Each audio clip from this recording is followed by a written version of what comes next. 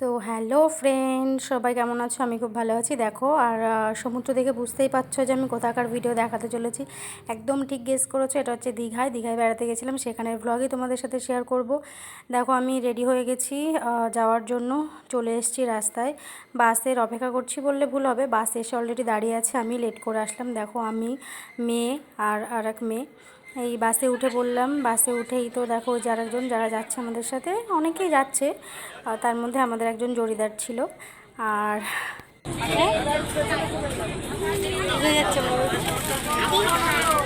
তোরা যে দায়িত্বটা দিয়েছি সেটা আগে করবি, তারপর অন্য কাজ করবি। আর দেখো, বাসে উঠেই কালারিং লাইট, অফ বাসটা যা দেখতে লাগছিল না, সাংঘাতিক। যেমন কালারিং লাইট তেমন কালারিং, মানে যাকে বলে ডিজে গান চলছে, তার মধ্যে সবাই একসাথে বাসে করে, খুব ভীষণ একটা ভালো এক্সপিরিয়েন্স হচ্ছিল আর কি।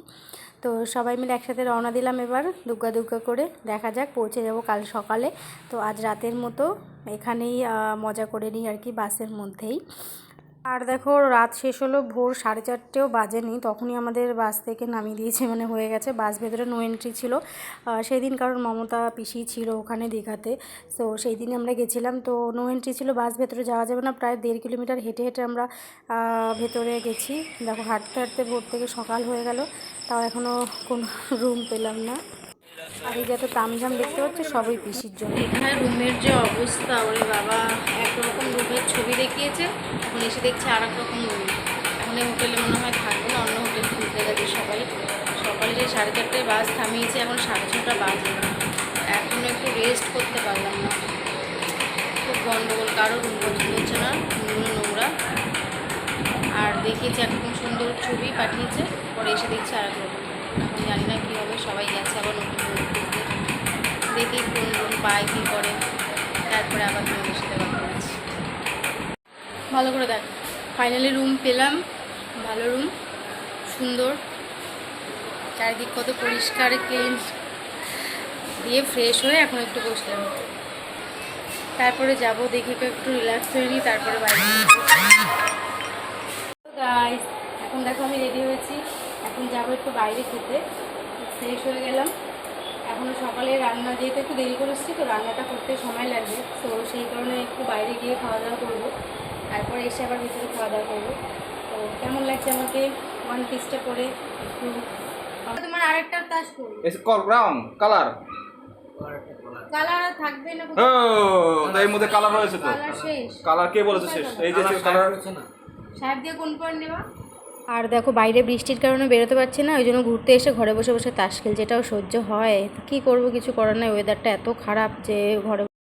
তো দেখো, আমরা এখন রেডি হয়ে গেছি, দুপুরে খাওয়া দাওয়ার পর রেস্ট হয়ে গেছে। এখন একটু যাবো জগন্নাথ মন্দিরে, আর দেখি কোথায় ঘুরতে যাওয়া যায়।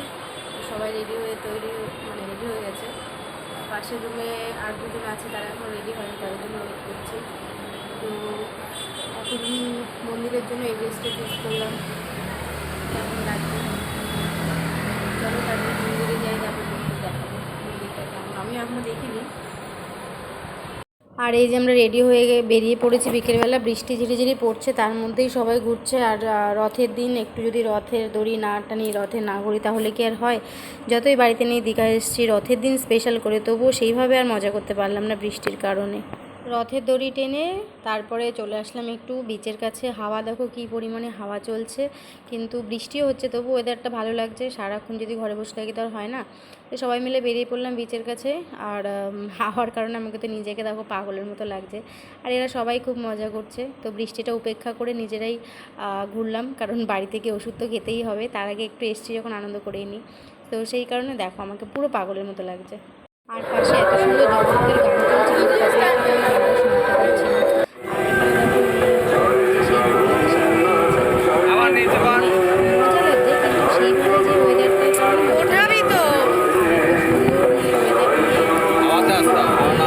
আনন্দ করতে আসলাম, কিন্তু বৃষ্টির কারণে সত্যি কথা বারবার বলছি, আমরা 3 দিনই পুরো ওয়েস্ট গেছে আমাদের বৃষ্টির কারণে। আর এই দেখো সেই রথ, যে রথ আমরা দেখতে এসেছি স্পেশালি দীঘায়।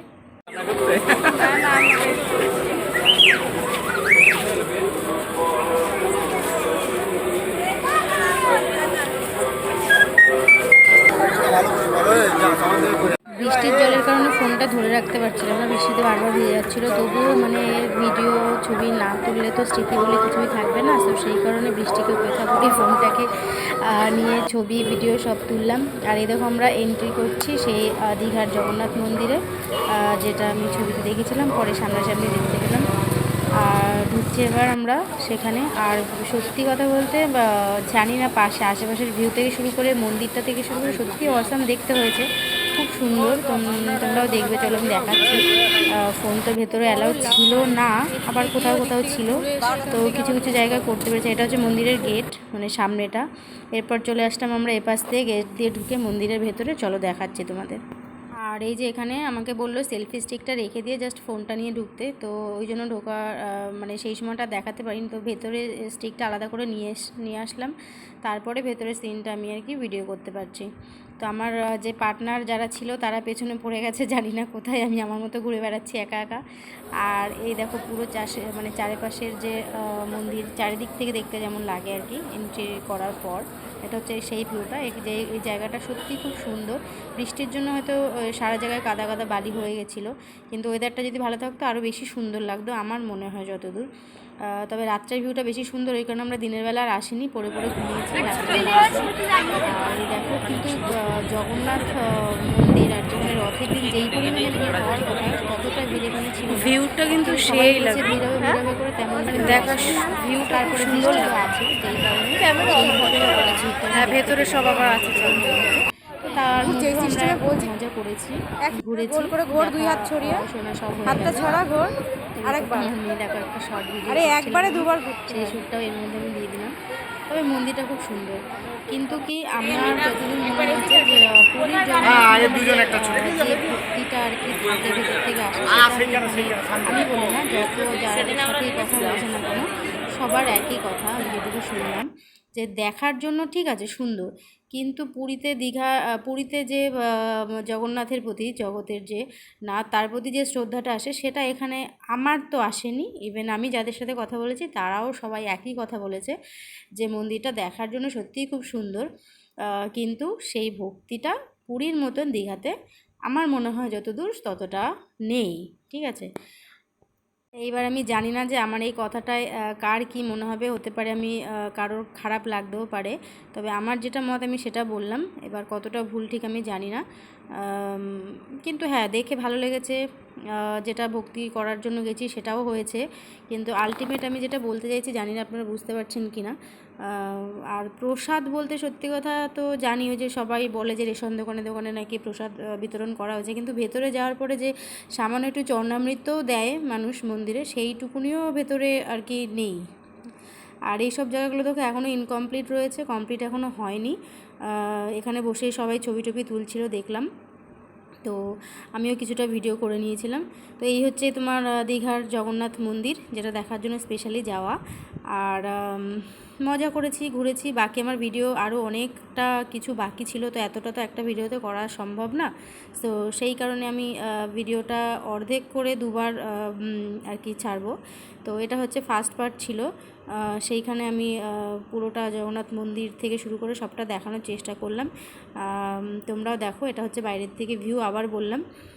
আর তারপরে মন্দির টন্দির ঘুরে আমরা চলে গেলাম একটু ডমিনোজে পিৎজা খাওয়ার জন্য।